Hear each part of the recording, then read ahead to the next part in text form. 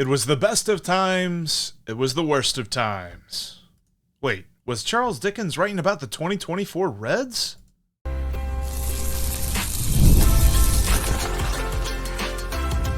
You are Locked On Reds, your daily Cincinnati Reds podcast, part of the Locked On Podcast Network, your team every day. Welcome to Locked On Reds. My name is Jeff Carr, and I am glad that you're alongside me today. I have loved the Cincinnati Reds since birth. Seriously, I got baby pictures to prove it.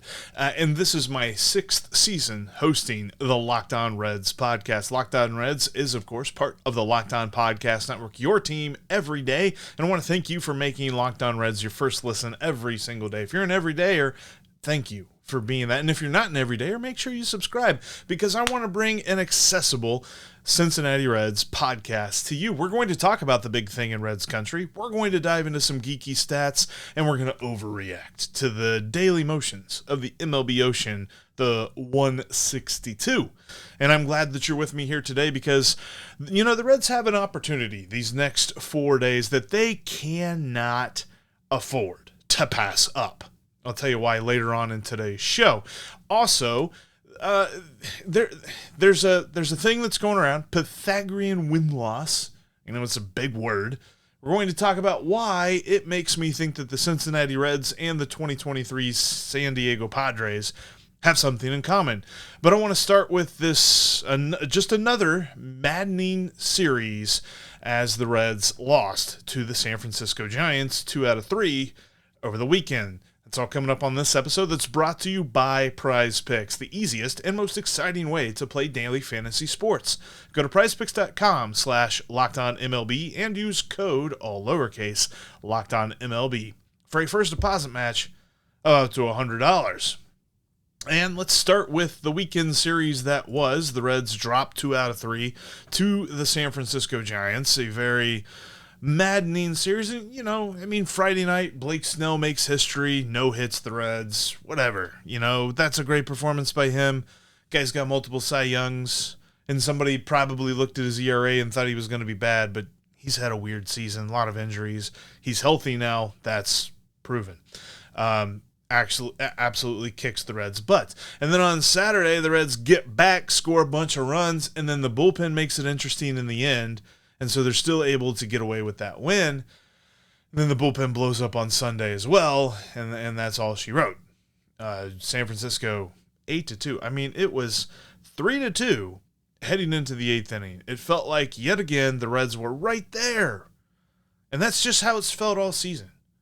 And a lot of that, and that's kind of my biggest thing that I take away from this series, is that this series is much like the entire season in that when you have a good game from this Reds team, get ready for a bad game. Whatever that might entail. Fielding, base running, pitching, hitting, literally everything. Like, the Reds get no hit on Friday, and they score a bunch of runs on Saturday. Even go back to the Cubs series early on last week, where the Reds were just clobbering the cover off the ball, and then they themselves get clobbered on Wednesday in a bad start by Nick Lodolo. But all of this is to say that this team continues to be all or nothing. There's just no in between. There's no consistency. They are very frustrating for this reason. I've looked at some different ways as to how to describe this Reds team as frustrating, but quite frankly, this is the long and short of it. They are all or nothing. Think about the players on this team. I love Elly De La Cruz, but he is an all or nothing guy. Now, his all is much better than most of the players in this league, let alone most of the players on this team, but most of the players on this league. So when he is on, man, nobody's better. But he's kind of been off here recently. So who else picks up the slack? Well, there's so many other guys. There's not really, and probably for me, Spencer Steer has been one of the bigger disappointments in the season because he's not been that consistent force in the middle of the lineup that I thought he would be. The Reds don't have that guy. They don't have the kind of guy that it's just like, all right, Ellie's going through a slump. Noelvi Marte's not hitting. Will Benson's striking out. Who do we turn to? Who's our mainstay? The Reds don't have that guy. So hopefully either somebody develops into that, Or better yet, the front office goes and gets that guy this offseason. That's what they need. But that's been the biggest issue for the entire year, and it reared its ugly head in these 3 games, and the reason that the Reds dropped 2 out of 3. I will say this, though, because the other thing, the second big thing I take away from the series is a good one. The first one, it's annoying. This team is all or nothing. They're very frustrating in that regard. You know who's not frustrating? Hunter Greene. Hunter Greene is ace. He is him. Hunter Greene might be one of the best pitchers in the league. He is absolutely phenomenal. Consider this. He got clobbered by the Pittsburgh Pirates on June 25th. He gave up 6 runs. Since that game, he has had 6 starts. He has pitched 37 2/3 innings in those 6 starts, so averaging just slightly over 6 innings per start. He's allowed 2 earned runs. That's it, just 2 of them. And on top of that, he's only allowed 14 hits in these 37 2/3 innings, and only one of those was a home run, but only one of those was for extra bases. 14 hits, 13 of them singles. He only has 11 walks to 46 strikeouts. That strikeout to walk ratio is absolutely bonkers. 4-1, are you kidding me? If you get a 4-1 strikeout ratio, you're a Cy Young pitcher. You're in that conversation. That's how good Hunter Greene has been over this last, 6 starts. It's, the month of July, he was phenomenal, but consider now his first start in August, and you go back to his last start in June, all those put together, 6 starts. He has been unhittable. And it's interesting because there's some metrics that don't necessarily love the fact that he has given up some fly balls and things like that. They think he's gotten a little bit lucky on his homer to fly ball ratio, and so they say that his ERA may tick up a little bit over the course of the rest of the season. But as of right now, I don't care about that because he is so good. I mean, everything that we have hoped for, Hunter Greene has taken that step and more. It's just been phenomenal to see, and hopefully it continues the rest of this season. But the third thing for me, and this kind of goes back to the all or nothing thing because he's an all or nothing guy, I overrated Fernando Cruz. He is not the epic bullpen arm that I want him to be, that I thought that he was. He is a very all or nothing guy. He is going to come in and he's going to strike out the side and shut down the game. Or he's going to come in and give up like 5 runs. He doesn't get an out. He comes into Sunday's game. He doesn't get an out. And he gives up 3 runs. Just absolutely brutal. And there are still some metrics. And again, he feeds into this all or nothing, frustrated, like feels like he's right there. But he's not all the way. That feels like this team. The Reds are just so very frustrating, and Fernando Cruz as a player is a microcosm of the team because his strikeout rate is amazing. His quality of contact against him is amazing. Although he does give up barrels, but the average exit velocity of the hits that he allows on the average for this season have been good. Now this Sunday's game was horrible for him, but it is telling me, and as fun and as awesome as his story is, that he's a solid middle relief guy. And I don't even know, you got to have a reliable dude, man. And it feels like there's going to be this one epic bullpen appearance that he gives you, and he's going to give you 1, if not 2, horrible, detrimental, nuclear explosion type appearances. He is bullpen roulette. Fernando Cruz is bullpen roulette right now. But it feeds into this thing. And the series loss to the Giants is showing it to me, and it's evident 100%. I don't think you can even argue it anymore. This team is all or nothing. They either go on a streak or they go on a winning streak or they go on a losing streak. And quite frankly, the month of May was the nothing of this all or nothing team. Are they going to have, is August going to be the month of all, Or is September going to be the month of all that gets them back on track? Because they still have that possibility. Think of the crazy slump they went through the month of May and how bad it was for them. Could they flip that? Maybe. But the key is consistency. How are they going to get it? They're going to develop it. They're going to add it this offseason. Whatever it is, that is the next step for this team to be taken seriously in playoff conversations. You know, the 2024 Reds remind me of the 2023 Padres. That may not be good for this year, though, but it could be good for next year.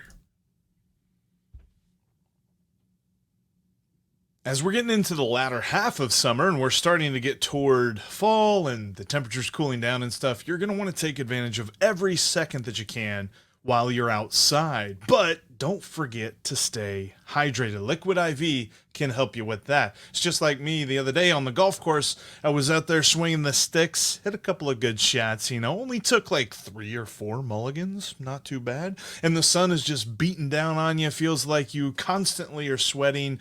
Liquid IV can help you out with all of that, because with every single Liquid IV pack, it is as good as drinking 2 whole bottles of water. I never let it leave my bag for that reason. I don't think that I would ever want to go anywhere outside without Liquid IV when it comes to some outdoor activities. Keep the cramps away on the course with Liquid IV. Hydration is key to staying happy and staying healthy all throughout this summer. Get 20% off your first order of Liquid IV when you go to liquidiv.com and use code MLB at checkout. That's 20% off your first order when you shop Better Hydration today using promo code MLB at liquidiv.com. Thank you for making Locked On Reds your first listen today. For your second listen, enjoy the Locked On MLB podcast. Host Paul Sullivan, aka Sully, is here daily to provide national expertise with his trademark humor and help you get ready for the MLB playoffs here in the dog days of summer. Prepare for the Fall Classic with Sully, who has it all covered from every single day on Locked On MLB. Available on YouTube or wherever you get your podcasts, part of the Locked On Podcast Network. Your team every day. And speaking of every day, shout out to our everydayers out there. You guys are awesome and appreciate you for joining in on the Reds conversation. If you're not an everydayer, make sure you subscribe right here on YouTube or subscribe in your favorite audio podcasting app like iTunes or Spotify, all that great stuff. Check it out today. For our everydayers, coming up on the next Locked On Reds podcast, we will review the Reds opener in Miami. Hopefully, we got a lot to talk about because this is an opportunity the Reds can't waste. We'll get more into that here in just a few minutes. But I want to look at this because I've been thinking about this here recently. There's been a lot of discourse surrounding this, especially, around Reds fans that look at the analytics and things like that. Pythagorean win-loss. It's a really big word for a baseball fan to be using, but I've heard this, and I don't love using this. I think if you remember, we did this back in 2020 where we'd be like, wow, man, it says the Pythagorean says that they should be better. And the idea with this is that Pythagorean winning percentage is an estimate of a team's winning percentage given their runs scored and their runs allowed. So the idea is, what's the scoreboard look like for this season?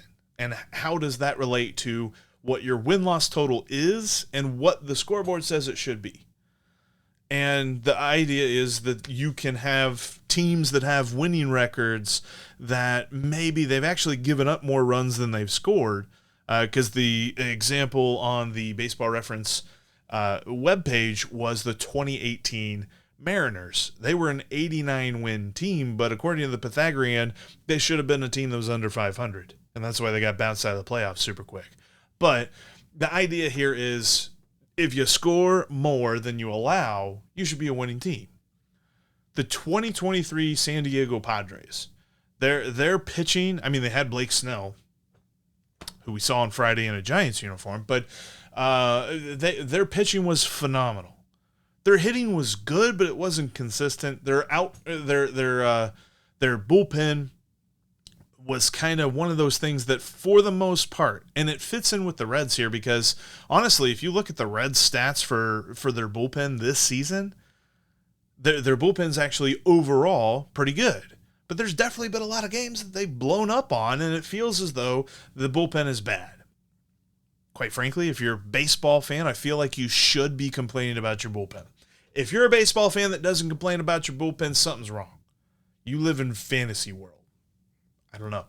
But the Padres bullpen last year blew up in key cases for them. The Padres finished 2023 with an 82-80 record. Their Pythagorean win-loss percentage says that they should have been a 92-win team, not an 82-win team, 92-win team, because their run differential was so big.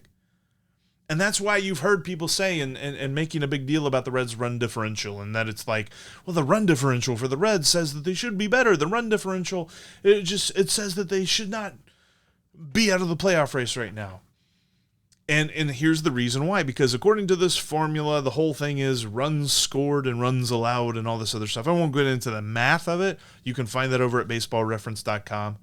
The long and short is they do some multiplication and some division, and this is a baseball podcast. I don't think you wanted to do any math on a Monday morning when you're talking about baseball. But the long and short of it is, it says that the Reds should finish this season with an 83-79 record. And in fact, before yesterday's game, because, you know, when you lose by 6 runs, it kind of hurts your run differential a little bit. But because of Sunday's game, that got bumped down. Before that, it was saying that the Reds should be like, you know, a 53-54% win team. You know, we're talking right where I had predicted them. I predicted the Reds would win 88 games this year, and they're not getting to that number. 83 almost seems sort of doable if they go on some win streaks, but again, all or nothing. They would need to be all in order to hit that number. The biggest thing with this is the Padres struggled last year despite a good run differential and despite what the Pythagorean win-loss said that they should do. But this year, we're pretty good. We've seen the Padres. I think they might catch the Dodgers in the West. It'd be hard, but that's how good they've been this year. They've been exactly what everyone has hoped. And think about the Padres even a couple of years ago. Not the 2023 Padres, but, you know, we're talking about Slam Diego. Let's go back to 2020. Let's go back to 2021. The Slam Diego Padres. Everybody was loving them, man. They were one of, you know, America's darlings when it came to baseball. Everybody was like, boy, this is a fun team to root for. I got to watch this team. I was there. I was in that camp. I was like, dude, this team looks really good. They could really challenge the Dodgers. And they didn't. 2021, disappointing. 2022, disappointing. 2023, disappointing.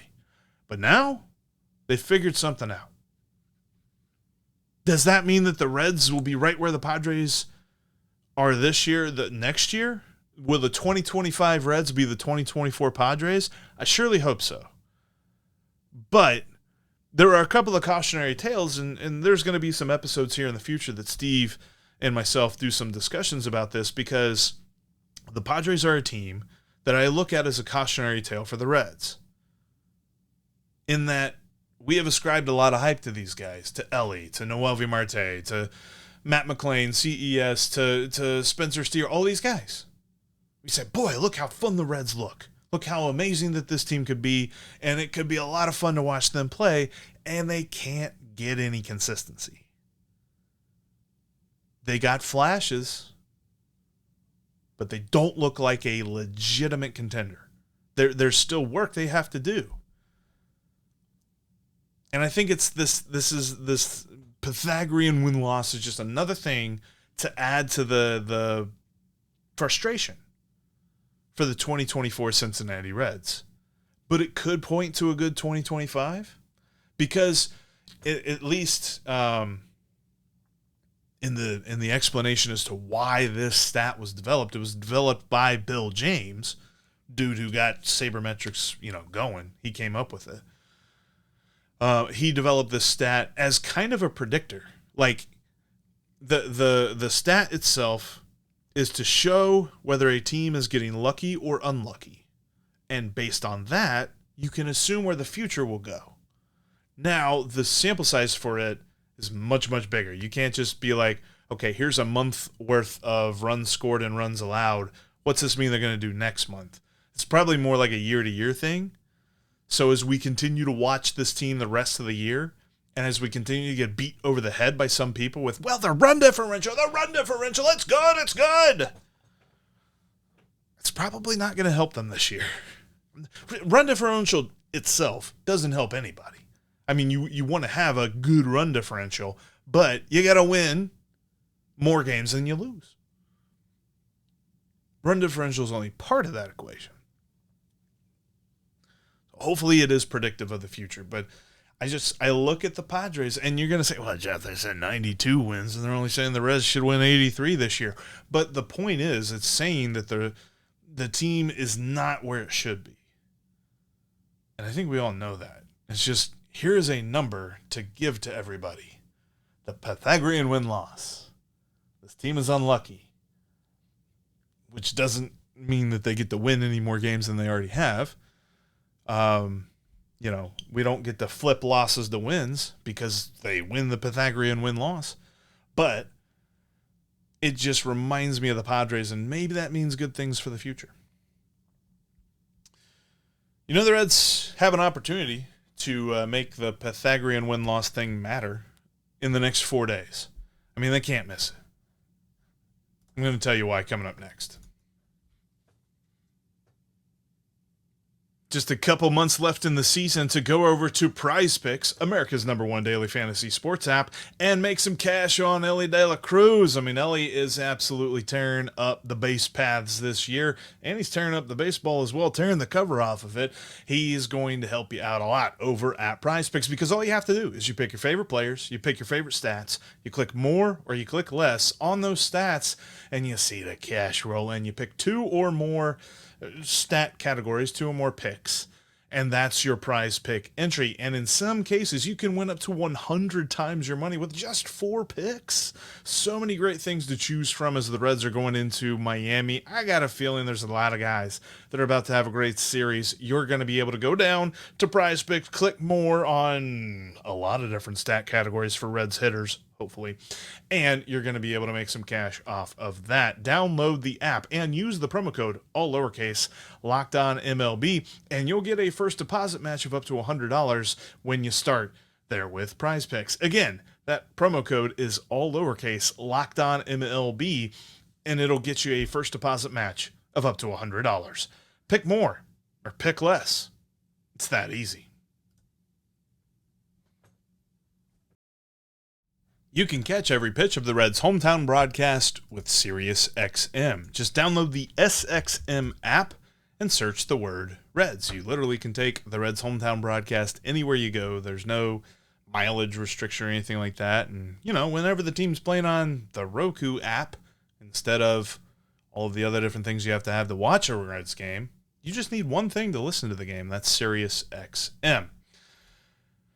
Also, make sure you bookmark CincinnatiRedstock.com for written content about your Cincinnati Reds. All right, next 4 days, Reds have an opportunity. And quite frankly, if you think that the Reds are going to climb back into the playoff race, I would love to cling to that hope, but I'm no longer expecting it, no longer thinking that it will happen. I will be surprised, not shocked if it does, but I'm not expecting it. But if they do, they got to win all 4 of these games. They got to sweep the Miami Marlins in 4 games. And forget about sweeping 3 games on the road. That's pretty hard. 4 games seems impossible. But quite frankly, the Marlins have set this up for the Reds. They put the ball on the tee. The Reds just got to hit it. Because the Marlins traded everybody. They traded away a starting pitcher in Trevor Rogers, their closer in Tanner Scott, their center fielder in Jazz Chisholm, their right fielder in Brian De La Cruz, two key relief pitchers in Brian Hoyne and AJ Puck. AJ Puck. Their first baseman, Josh Bell. And think about all the other players they got rid of. I mean, this team, the Marlins are just in a consistent rebuild, but once again, they do a fire sale.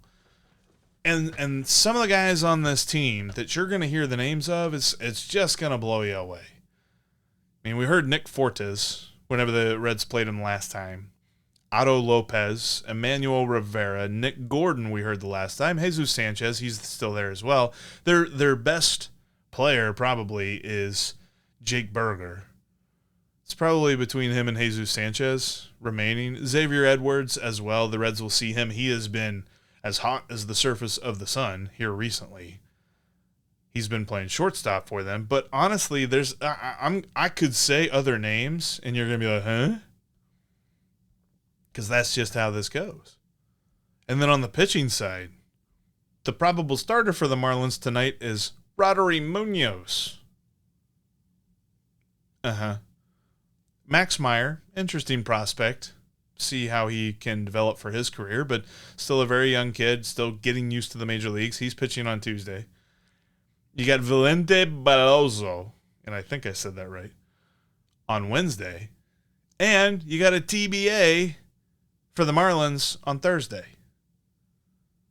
So not only are the Reds facing a quadruple A team in the Marlins, they're getting a TBA, probably a bullpen day. Now, the Marlins have a very good top half of their bullpen still remaining. Even with Tanner Scott gone, Declan Cronin is still a very good relief pitcher. Andrew Nardi is a pretty good lefty relief pitcher there. Anthony Bender, guys like that.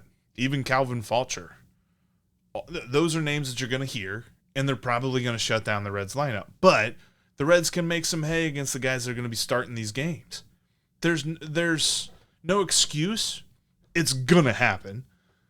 There's going to be a game where the Reds just don't score for whatever reason, because that's baseball, and that's this Reds team. But there's really no excuse for it. The Reds should beat this team. And quite frankly, I'm to the point where I'm like, if the Reds think that they're serious, if the Reds are trying to prove the realists, forget about the pessimists, if the Reds are trying to prove the realists wrong at this point, they better sweep all 4 of these games against the Marlins.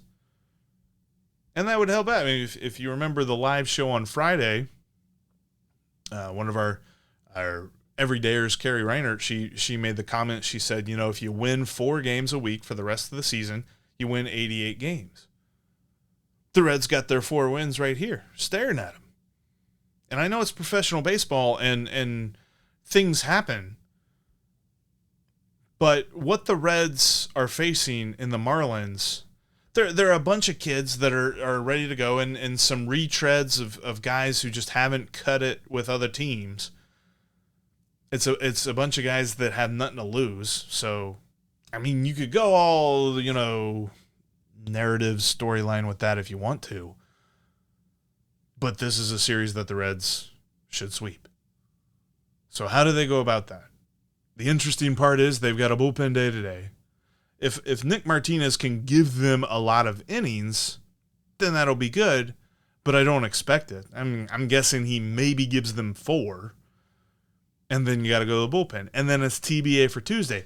I thought, and maybe they're waiting for Tuesday, I don't know, because I haven't heard the announcement yet as of recording here on Sunday night, but I thought that Julian Aguiar set up really well to get a start in this series. Julian Aguiar, in case you're unfamiliar, minor league pitcher of the year for the Reds last season, has made his way to AAA, pitching decently in AAA, shows a lot of talent. Good command, good arsenal of pitches to use. I think that this series in Miami, where there's not going to be a ton of pressure, you're on the road, but it's as far from a hostile environment as you could possibly imagine, and you're facing a quadruple A team. If you want to get Julian Aguiar some major league experience, Tuesday would be the day. I thought Monday would be the day, but whatever. Tuesday is still left open as a TBA day for the Reds as well. The Reds have Andrew Abbott going on Wednesday and Hunter Greene going on Thursday. I find it interesting, by the way, Tuesday is a TBA. No word yet on where Nick Lodolo fits into this. And they're announcing Hunter Greene on Thursday. It'd be interesting to see that. I think that's got to be changed. Pitching on short rest, but yeah, if you look at the Reds website, they're probably going to update this by the time I say it. But the last time I looked at it, I was seeing Hunter Greene as your probable starter on Let's see. Double check. Thursday. Yeah, it says Hunter Greene. Why would he pitch on 3 days rest in the regular season against the Marlins? Anyway, there's an opportunity here. The Reds need to take advantage of it. They better figure out how to do it. Because if they fancy themselves playoff contenders this season, you got to sweep all 4 games against a team like the Marlins, who is actively trying to lose ball games. That's where we're at. And that's where we're going to end today's Locked On Reds podcast. Thanks, as always, for making us your first listen every single day. Every dayers. Coming up on the next Locked On Reds podcast, we will review this series opening game and Nick Martinez's start, how the Reds can go up against Roddery Munoz and the pitches that he will throw plateward. That'll be on the next Locked On Reds podcast. But thanks, as always, for making Locked On Reds your first listen today. Now go check out the Locked On MLB podcast. Prepare for the Fall Classic with Sully, who has it all covered every single day. You can find the link to Locked On MLB in the description, so you don't need to search. Part of the Locked On Podcast Network. Your team, every day. And you can always trust that we will be Locked On Reds every single day.